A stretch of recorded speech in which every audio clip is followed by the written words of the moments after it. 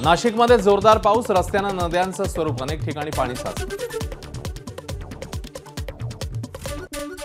पुण्यामधल्या हडपसर भागात मुसळधार पाऊस, अनेक भागांना पावसाने झोडपलं। अकोल्याच्या अकोट तालुक्यात ढगफुटीसारखा पाऊस, रुईखेड गावातील अनेकांच्या घरांमध्ये पाणी, तर दुसरीकडे शेत शिवारात पाणी साचल्यानं पिकांचं मोठं नुकसान।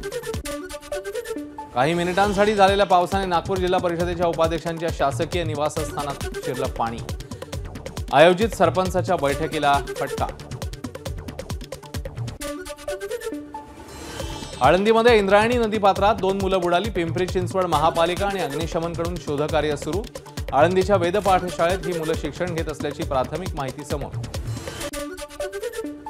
यवतमाळच्या घाटंजीतील येराबारा धबधब्यात दोघे वाहून गेले, एकाचा मृतदेह सापडला तर एकाचा अद्याप शोध सुरू।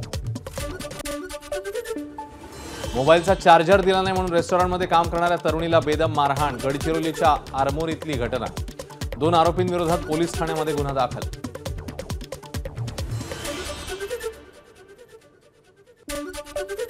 कोल्हापुरातील जयसिंगपूरमध्ये पूर्ववैमनस्यातनं तरुणावर तलवारीने हल्ला, या प्रकरणी 3घांवर पोलिसांमध्ये गुन्हा दाखल।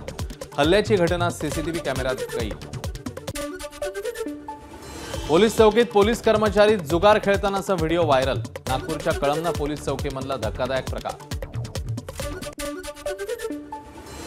सायन रुग्णालयात महिला डॉक्टरला मारहाण केल्याप्रकरणी 2घांना अटक, प्रसाद देवेंद्र आणि श्वेता देवेंद्र या दोघांनी केली होती महिला डॉक्टरला मारहाण। तारखेडात एक गाळण रस्त्याच्या मागणीसाठी ग्रामस्थांची वाहनांवर दगडफेक, जळगावच्या पाचोरा तालुक्यातली घटना। लवकरात लवकर रस्ता न झाल्यास आणखी तीव्र आंदोलनाचा इशारा।